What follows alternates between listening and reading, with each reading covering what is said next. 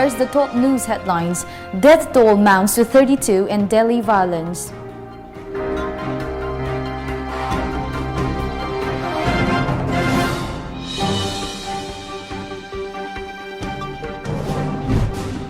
Hand grenade explodes at Kokching Lamkai, no casualties.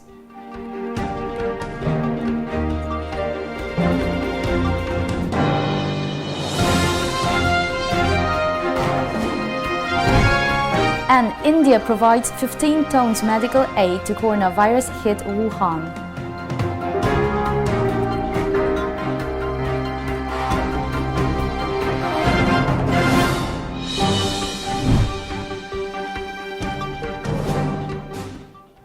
Welcome to Times of Manipur Television News today at 1 p.m. I'm Loving Rimai with the news in detail. 32 people have been killed so far in the violence that rocked northeast Delhi since Sunday evening. While 30 deaths were reported in GTB Hospital, the remaining 2 were reported in Lok Nayak Hospital. On Wednesday, Chief Minister Arvind Kejriwal visited the riot-affected Shiv Vihar as over 200 people were injured in the riots after an alleged clash between pro- and anti-CAA groups. Earlier National Security Advisor Ajit Doval, accompanied by senior Delhi police officers, had visited the affected areas, going door to door and assuring residents of safety. On Wednesday, Prime Minister Narendra Modi tweeted that he had an extensive review on the situation prevailing in various parts of Delhi. Admitting that the Delhi police could not bring the situation under control, BJP sources say the government was keen on putting the administration into action to contain the violence. The Delhi High Court took note of the hate speeches made by BJP leaders and questioned the conduct of Delhi police and directed it to register FIRs against those who made the speeches, saying this city has seen enough violence and let it not repeat 1984, when anti-Sikh riots claimed over 2,700 lives in Delhi alone. Incidentally, Justice Muralidhar was transferred out of Delhi High Court on Wednesday. Some unidentified persons exploded a hand grenade at Kokching Lamkai Kangsim village under Kokching district this morning. No one was injured in the incident, according to a report. Police rushed to the site to take stock of the situation. Sources say the explosion took place at the office of James Culling and Sons Construction Private Limited around 9:40. A Tata Innova bearing registration number AS01AM 9300 was damaged in the blast. Further details are awaited.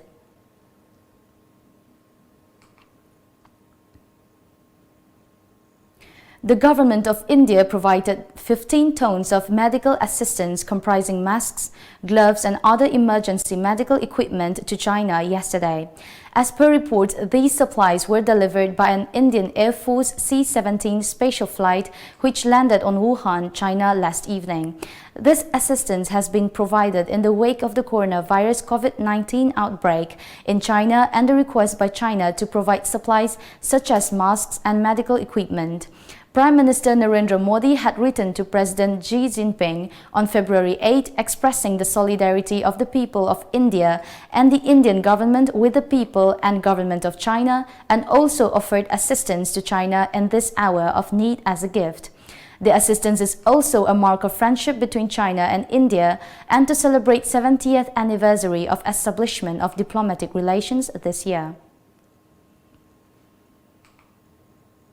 As many as 38 Indians, including 132 crew and 6 passengers, were among the 3,711 people on board the luxury cruise ship, which was quarantined off Japan on February 5 after it emerged that a former passenger has tested positive for the virus.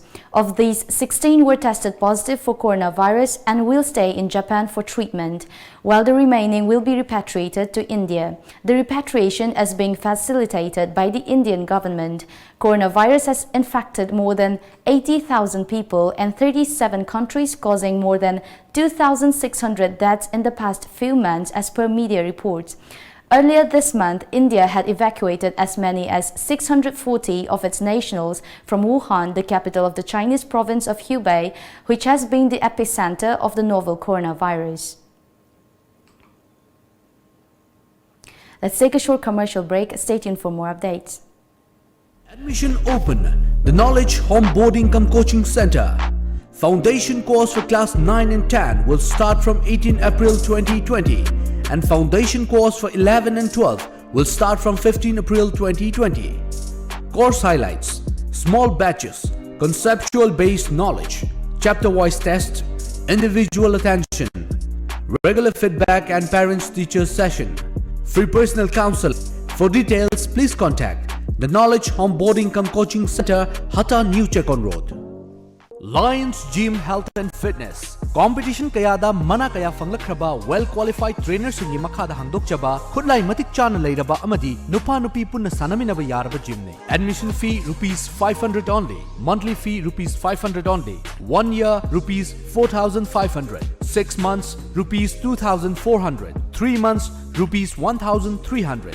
February thagi oinadi admission fee logjaroi. Pollution free location oiraba amadi tha ahum khudingi free health checkup ki khudong chab su pijari. Ngasimag lengsin biro Lions Gym Health and Fitness. Kwakaithel Hino Khongnembi Pukri Mapal. Contact number 7005687478.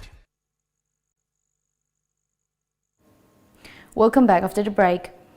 Meanwhile, Saudi Arabia today halted travel to the holiest sites in Islam over fears about a viral epidemic just months ahead of the annual Hajj pilgrimage, a move that came as the Middle East has over 220 confirmed cases of the new coronavirus.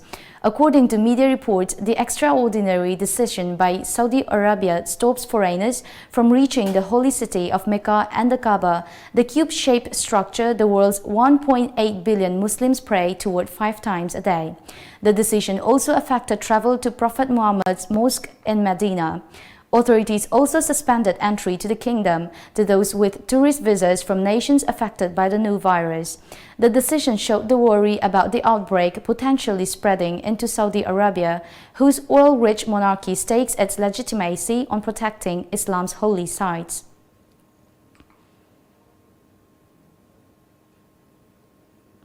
Manipuri Battalion of 9th Sector Assam Rifles under the aegis of Headquarter IGAR South conducted an anti-drug awareness drive for drug-free Manipur yesterday. The awareness drive, held under the theme United We Stand to Fight Against Drugs for a Drug-Free Manipur, was organized by Sagomang Company operating base COB at Peace Ideal Academy, Bukhao Village in Imphal East District. The drive was in response to the concerns of students and staff members under danger of falling prey to the drug menace. A total of 61 students and 3 staff members participated in the event, an IGAR South statement said. Mori Battalion of 26th Sector Assam Rifles under the aegis of Headquarter IGAR South organized the monthly village chief meeting cum security meet at company operating base COB Timino yesterday. Village chiefs, secretaries along with villagers attended the event. IGAR South in a release said that the meet emphasized on the recent developments and security situation and the importance of maintaining peace and harmony in the area. In addition, future action plan for civic action projects were also discussed. Nyokum Yulo, one of the most important and popular festivals of the Nishi community of Arunachal Pradesh, was celebrated across the state with traditional fervor and high spirits yesterday. The festival is celebrated annually to invoke blessings from the higher spirits for good harvest and communal harmony. Attending the celebrations at Doimuk near Itanagar, Union Home Minister of State for Social Justice and Empowerment, Ramdas Athawale, lauded the efforts of the Nishi community in preserving their age-old tradition and culture. Greeting the people on the occasion, the MOS expressed his happiness in being given the opportunity to be a part of the grand festival. Further highlighting various flagships programs of the central government, the MOS called upon the people of the state to avail benefits of all such schemes. The National Health Mission Employees Association has warned the Nagaland government that if the pending salaries of the workers are not released, it will cease work by March 5 next. The health workers, through a press statement, notified that salaries of members have not been given since December last year and appealed to the state government to reserve fund for remuneration component for a minimum of 3 months and to adhere to the financial norms as mandated by Centre for the Smooth Functioning and Positive Outcome of the program.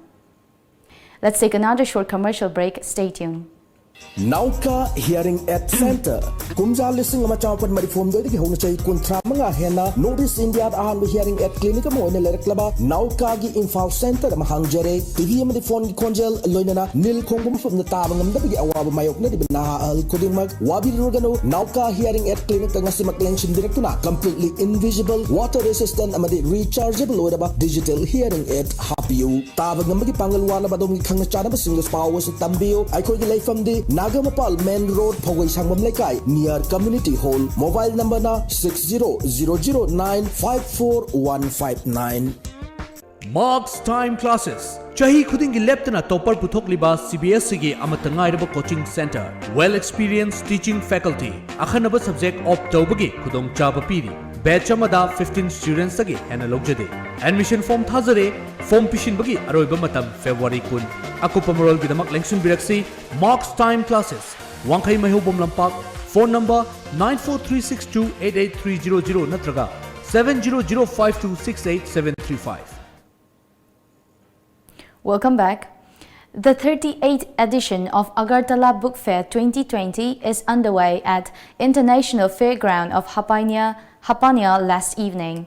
Tripura Chief Minister Biplab Kumar Deb inaugurated the 12-day-long book fair in the presence of other dignitaries. This year, the theme of book fair is My Tripura, My Culture. Chief Minister Biplab said Agartala Book Fair is one of the oldest and biggest of its type in the Northeast and has its own significance. He said books are the real friends of any man. He appealed to everyone to come and buy books.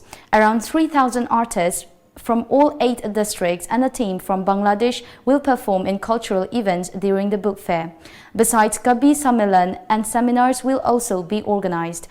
As many as 129 stalls, 39 from West Bengal, 6 each from Delhi and Assam, 1 from Bangladesh, 75 from Tripura, and the remaining from Daman and Diu and Allahabad are participating in the 38th Agartala Book Fair. Union Ministry of Law and Justice the previous night issued a notification stating the transfer of Delhi High Court Justice S. Mulidhar, who had earlier pulled up Delhi police over their inaction on hate speeches of the BJP leaders. As per reports, Justice Muralidhar has been transferred from Delhi High Court to Punjab and Haryana High Court.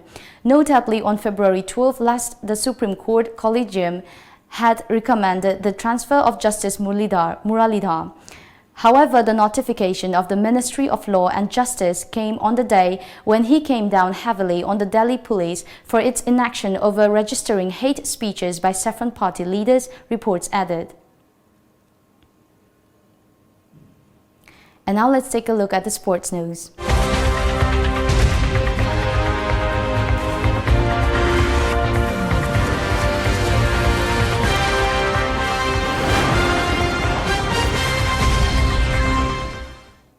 Young opener Shafali Verma smashed a 34 balls 46, but India freed away a solid start to post a below par 133 for 8 against New Zealand in the crucial Group A match of the ICC Women's T20 World Cup today. 16-year-old Shafali once again provided the fireworks as India scored 49 for 1 in the power play overs, but they lost 6 wickets for 43 runs to squander the good start.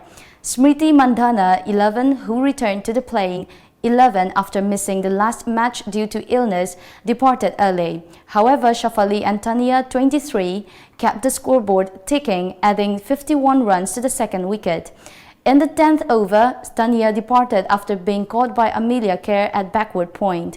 Jamima Rodriguez, 10, then joined Shafali as India reached 75-2 in the first 10 overs. Manchester City earned a 2-1 victory yesterday over Real Madrid in the UEFA Champions League round of 16 first leg to return to England with a crucial advantage. Real Madrid's Spanish midfielder Isco broke the deadlock in the 60th minute, giving his team a 1-0 lead in the Santiago Bernabeu Stadium in Madrid. But Manchester City's Gabriel Jesus equalized with a header in the 78th minute, making it 1-1. Manchester City's Kevin De Bruyne scored the winning goal from a penalty kick in the 83rd minute. Former world number 1 and winner of the 5 Grand Slam titles, Maria Sharapova is retiring from professional tennis at the age of 32. The decision to retire comes after a shoulder injury has been troubling her for years. The former number 1 player played just 2 matches this season and she lost both the matches. Last season, she played 15 matches, out of which she won 8 and lost 7 matches. She burst into the tennis scene when she was just 17-year-old and won Wimbledon in 2004. She also won 2 French Open titles and 1 US Open and 1 Australian Open. Now let's go through the local newspaper headlines.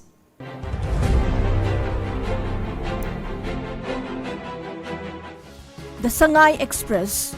Fresh violence erupts in Delhi during Citizenship Amendment Act protest. 27 killed. Proposal sent to Centre for Border Huts, says Chief Minister. Centre acknowledges 39 wetlands. The People's Chronicle. Delhi violence toll rises to 27, 106 held. BJP government in a fix over Rajya Sabha nomination. Government AR reluctant to act against NSC and IM, says Kuki Students Organization KSO. Sanktam Nagas back NSC and IM. Government trying to revive Loitang Kuno mill, says TH Biswajit. Imphal Free Press. Modi calls for peace as death toll rises. Pending verification process delays. Rehabilitation support to UG cadres, says Chief Minister. Before we end the bulletin, the top news headlines once again.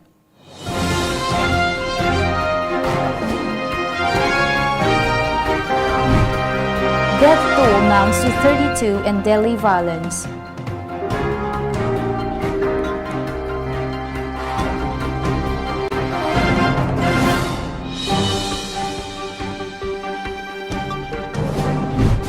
Hand grenade explodes at Kakching Lamkai, no casualties.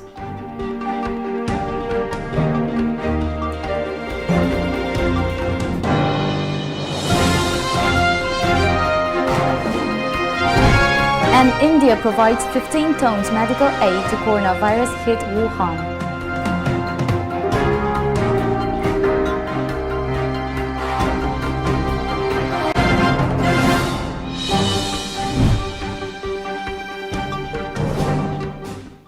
That's all for the news today at 1 p.m. Thank you for watching.